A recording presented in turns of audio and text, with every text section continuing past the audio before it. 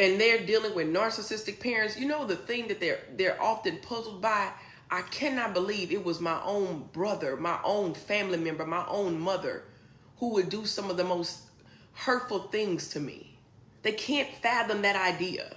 They can't rationalize the idea that this is my family that is doing this to me. And that's what often keeps them in conflict with separating and accepting them for who they are, because they have this perspective of what they want family to be. What if I start to second guess myself and wonder if I'm being too harsh to the dysfunctional narcissistic family? Ask yourself, would you let your inner child go back into that environment?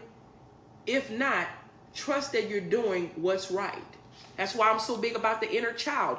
When you're dealing with a dysfunctional narcissistic family, you talk to your inner child. You talk to the child that was neglected. And you ask that child, do you feel that it's safe? And that child's going to tell you no. That inner you's going to tell you, you remember this, you remember that? That's why inner child healing is so important when you break away from a dysfunctional narcissistic family. You talk to that inner child, and if you talk nice to that inner child, they're going to always validate you, and they're going to always keep you out of harm's way. With their truth, they're always going to validate you. But the problem is you can't hear them because you have too many distractions from your dysfunctional narcissistic family in your ear. What if I'm lonely at first in this new season? That is normal. Loneliness is sometimes the in-between space between dysfunctionalism and peace. Understand, it won't last forever. You'll go from being lonely to not being alone. Because you'll start learning who you are. You'll start walking in your identity, what the things that you like to do. You're rebirthing yourself in this period of loneliness. What if they say to you, you've changed? A narcissistic dysfunctional family will always remind you by telling you that you have changed. Embrace the change. Healing is change, and living is about evolving. And anyone invested in your old version may not have loved the real you anyway. What if someone else in the family starts waking up too? Let them wake up. But it's not your job to save them when they start noticing the dysfunction. Nope. No, I'm trying to heal. It's about boundaries. It's about picking you. You're trying to reclaim your own identity right now.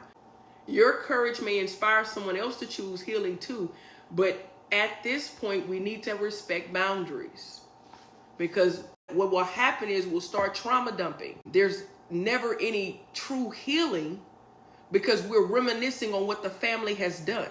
That's why part of the healing journey is about the accountability and individualized mindset. I got to heal me first before I can help somebody else. It's not that you're not supporting them. It just has to be a level of boundaries. So if you're just breaking away from the family dynamic and someone else is seeing the toxicity, there's a level of boundaries that have to happen with that. Because you fought so long to get out of this toxic dynamic. You have to be mindful of that, because you will link up with that family member and you guys start trauma bonding. And that can hinder you from experience the healing that you need to start living. So that's fine if another family member starts waking up. It's not your job to save them. You're trying to save yourself. You just broke free from this dysfunctional narcissistic family. It's not that you're not supporting them. It just has to be a level of boundaries. Because what people often do when they leave traumatic situations, they have these ruminating thoughts. They have these ruminating triggers. And sometimes that can be more harmful to you than good when another person is linking up with you, sharing the same trauma.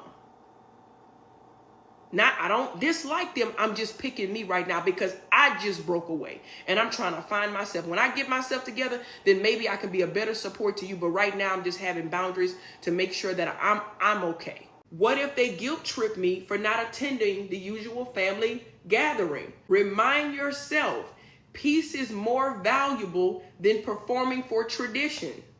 You're not obligated to show up where your boundaries are not respected. The key factor that we must remember when recreating new holiday experiences and traditions is that they are now a reflection of the new you, your new values, and the support systems with people who see you for who you are now.